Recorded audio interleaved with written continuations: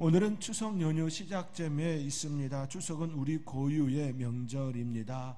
그러나 예전 가졌던 우리 고유의 명절의 그 분위기는 많이 나지 않는다, 이런 생각을 더 하게 됩니다.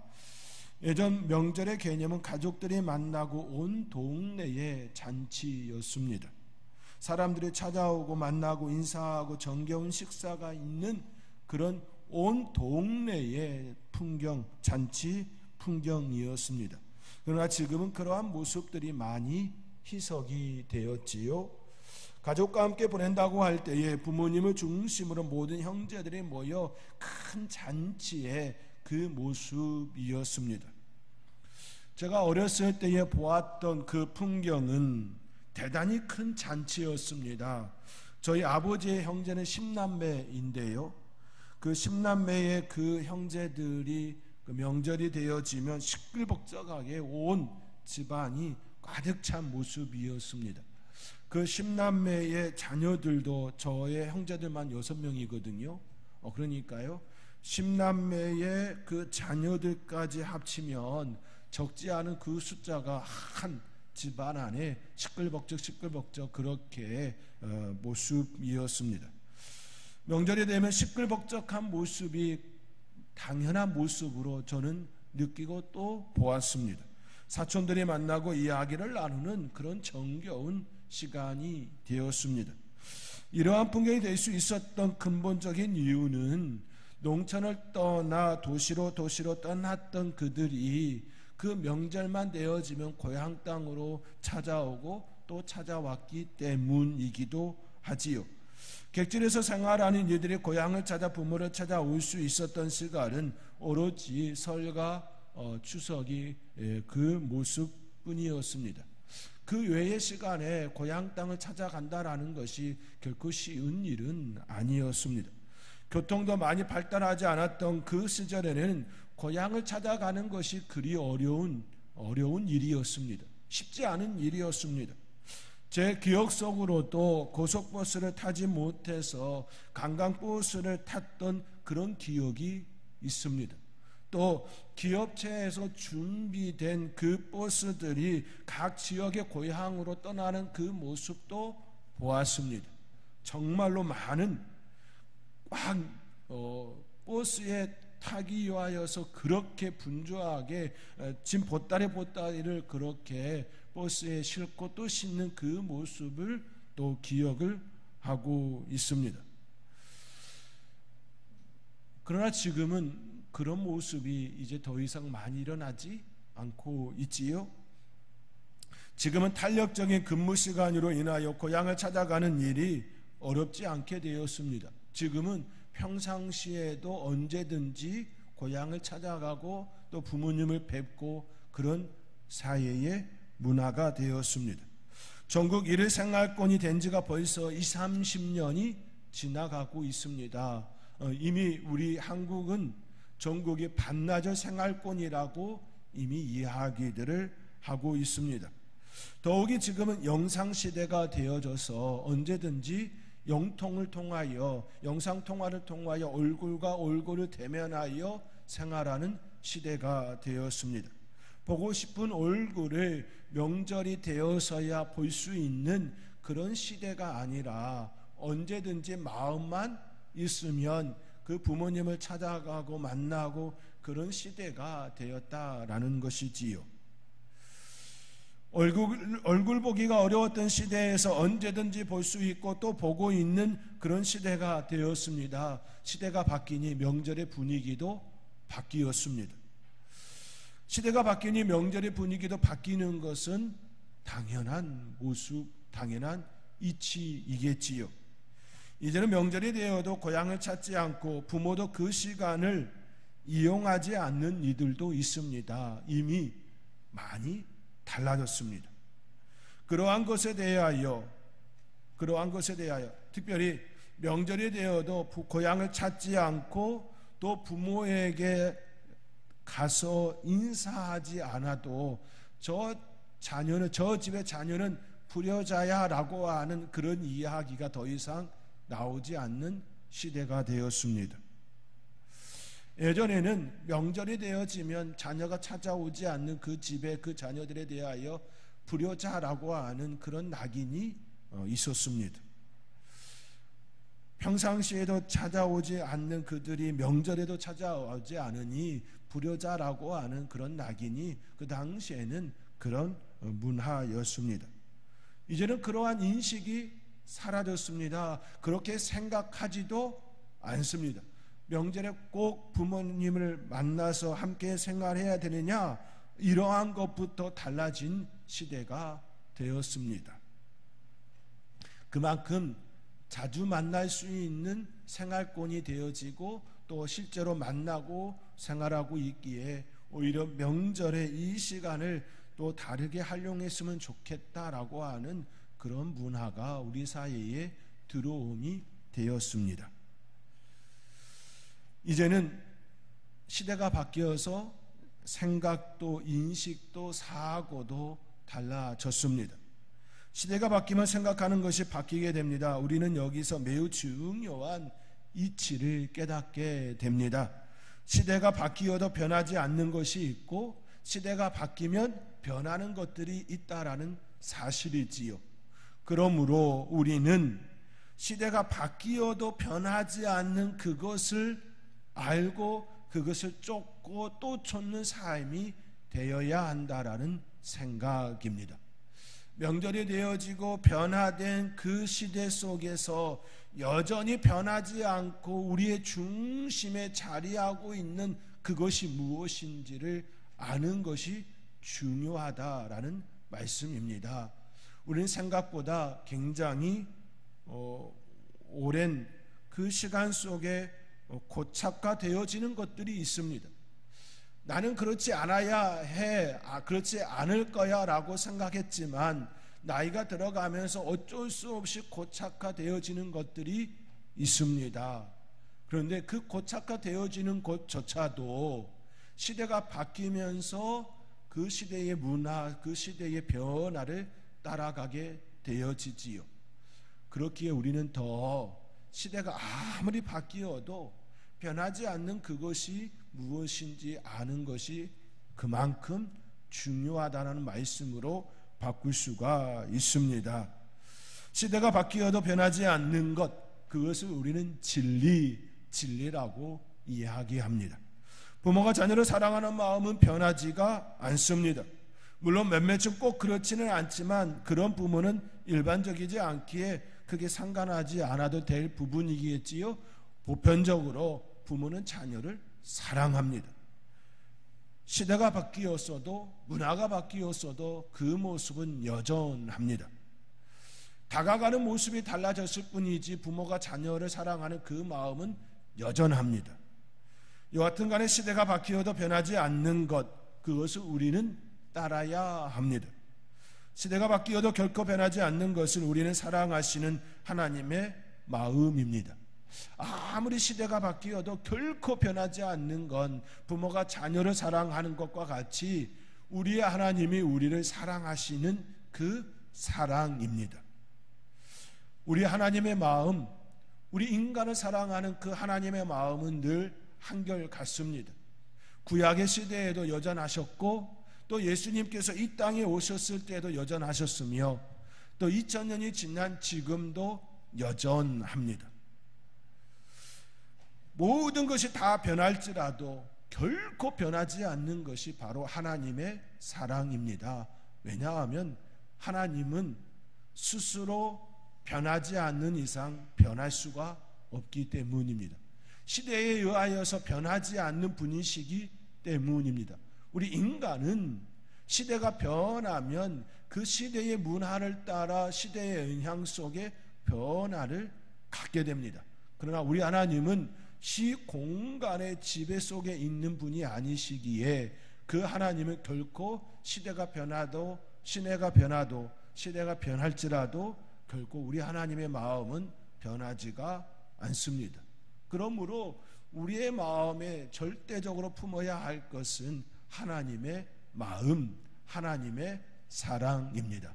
저와 여러분 가운데에 아무리 시간이 지나간다 할지라도 결코 변하지 않는 하나님의 마음, 그 하나님의 사랑을 늘 담을 수 있고 또 그 사랑을 향하여 나아가는 아름다운 삶의 모습이 되어지기를 주님의 이름으로 축원드립니다. 주의 형제 유다는 그 하나님께 영광과 위엄과 권력과 권세가 영원 전부터 이제와 영원토록 있을지어다 라고 하나님을 찬양합니다. 오늘 본문 25절의 말씀입니다. 오늘 본문 25절의 말씀 우리 함께 읽겠습니다. 곧 우리 구주 홀로 하나이신 하나님께 우리 주 예수 그리스도로 말미암아 영광과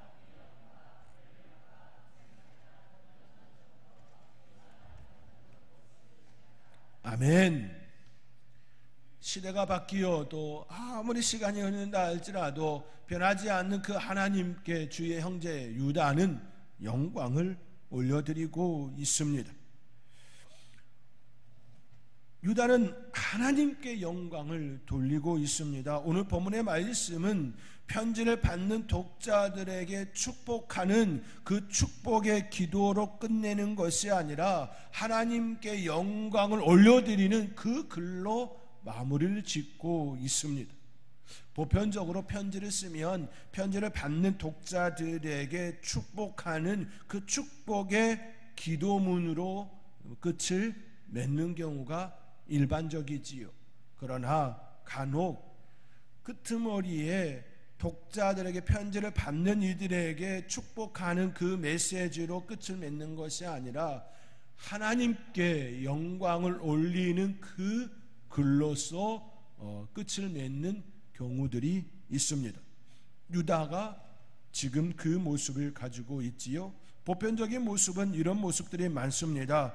사도 바울은 데살로니가 교회에 보낸 편지의 마지막 글에 우리 주 예수 그리스도의 은혜가 너희에게 있을지어다 라고 축복의 메시지로 독자들을 축복하며 끝을 맺습니다. 주 예수 그리스도의 은혜가 너희에게 있을지어다. 또 골로새 교회에 보내는 편지에서는 이렇게 끝을 맺지요. 나 바울은 친필로 문안하노니 내가 매인 것을 생각하라. 은혜가 너희에게 있을지어다. 이처럼 끝을 맺습니다. 나는 지금 매여 있으나 그러나 내 매인 것은 상관하지 말고 너희는 하나님의 은혜가 있을지어다 라고 축복합니다. 매인 것이 어떻게 표현해야 되나요? 매인 그 자체가 아픔이나 고통이나 이제 이루 말할 수 없는 이제 실패라는 그런 개념이 아니라는 것이지요.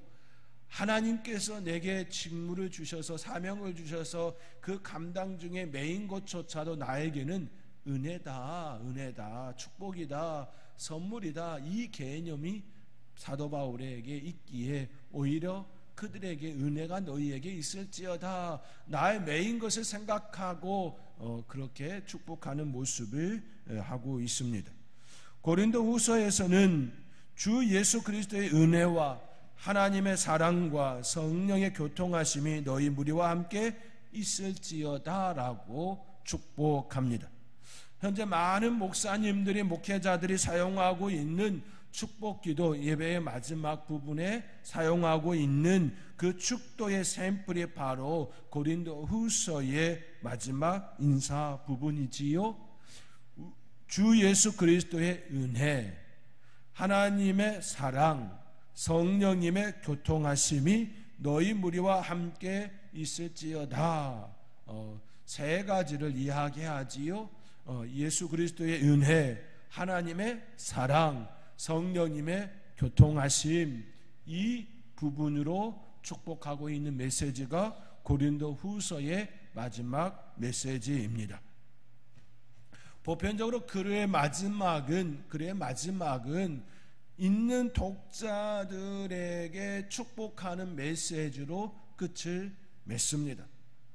그러나 오늘 본문의 마지막 인사는 독자들을 향한 글이 아닌 독자들을 향한 축복의 메시지가 아닌 하나님께 올려드리는 그 글로 마무리하고 있습니다. 이는 독자들에게도 동일한 마음이 너희 안에 있기를 바라는 마음으로 이처럼 쓰고 있다라는 사실입니다. 유다서 전체의 내용 중에 결국 너희가 악한 자의 게임에 빠지지 않고 바른 신앙, 바른 도, 진리 가운데 생활해라 라는 그 메시지를 담았고, 그러한 너희가 하나님께 영광을 돌려야 해 라는 그 마지막 메시지라는 사실입니다. 이 말씀은 결국 우리가 품어야 할 말씀입니다. 우리의 삶의 자리는 늘 주의 진리의 말씀을 받은 자로서 늘 경건의 삶을 살고, 우리의 삶의 모습은 늘 하나님께 영광 올려드리는 그 삶이 되어야 한다라는 유다의 메시지를 받아야 합니다. 그렇지요. 우리의 삶의 자리에 우리는 늘 내가 축복받아야 해, 나는 형통해야 돼, 그 생각이 굉장히 많이 중심에 자리하고 있습니다. 우리는 언제부턴가 인본주의적인 그 축복의 모습이 중심이 되었습니다. 아닙니다. 선후가 바뀌어야 합니다.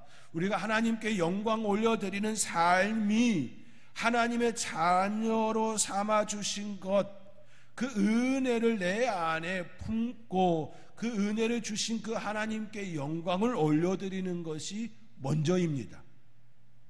그 이유는 하나님께서 책임져 주실 부분이지요. 그런데 우리는 이 뒤에 부분이 더 강하게 자리하고 있는 인본주의적인 삶의 모습이 중심이 되었습니다. 이는 아름다운 신앙의 모습은 아닙니다. 우리의 진정 아름다운 신앙의 모습은 늘 나를 구원하여 주신, 제 가운데 영원히 죽을 수밖에 없는 우리를 구원하여 주신 그 사랑, 그 은혜를 감사히 고백하며 하나님께 영광 올려드리는 그 삶이 먼저이어야 합니다. 그 삶을 살기 위하여 부단히 애쓰고 또 애쓰는 삶이 되어야 합니다. 그 삶의 자리에 선교와 전도와 교제의 삶으로 나타나야 합니다. 그 이후의 삶의 형통함과 윤택함은 하나님께서 우리에게 주시는 보너스인 것이지요. 보너스가 중심이 아니라 하나님께 영광을 올려드리는 것이 중심이어야 합니다.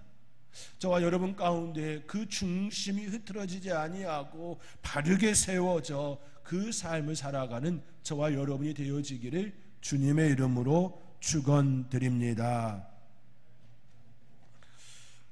그러면서 유다는 우리가 왜 하나님께 영광과 찬송과 이음을 올려드려야 하는지에 대하여 24절에 명확하게 이야기합니다. 오늘 본문 24절의 말씀입니다. 우리 함께 읽겠습니다. 능히 너희를 보호하사 거침이 없게 하시고 너희로 그 영광 앞에. 아멘. 유다는 두 가지의 이유를 이야기합니다. 하나는 보호입니다. 능히 너희를 보호하사 거침이 없게 하시고, 하나님께서 너희를 보호하시니 너희는 하나님께 영광을 돌려라. 이 말씀이 첫 번째 이유입니다. 두 번째 이유는 서는 것입니다. 24절 하반절에 너희로 그 영광 앞에 흠이 없이 기쁨으로 서게 하실 이, 우리로 하여금 하나님 앞에 서게 함으로 너희는 하나님께 영광을 올려드리라, 이처럼 말씀하고 있습니다. 그게 두 가지를 말씀하심이지요. 하나는 보호이고 하나는 서는 것입니다. 보호는 우리가 우리의 삶의 여정과 관련합니다. 보호는 우리가 살아가고 숨을 쉬고 삶을, 사는 모든 것과 관련합니다.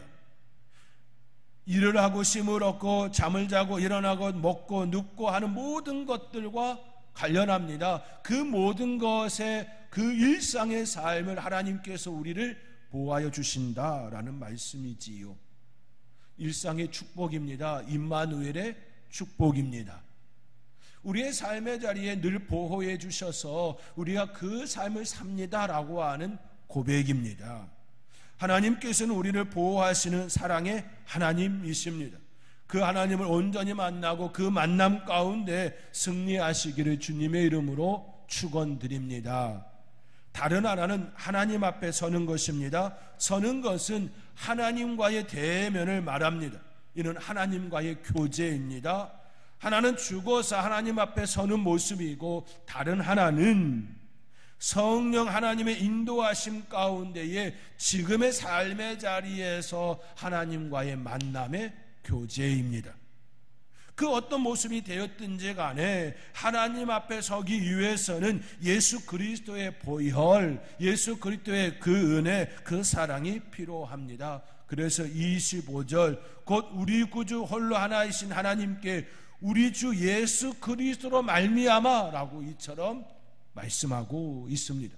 예수 그리스도로 말미암아 우리가 하나님 앞에 흠이 없이 기쁨으로 서게 되었다. 그러므로 너희는 하나님께 영광을 올려드리라. 이처럼 말씀하고 있습니다.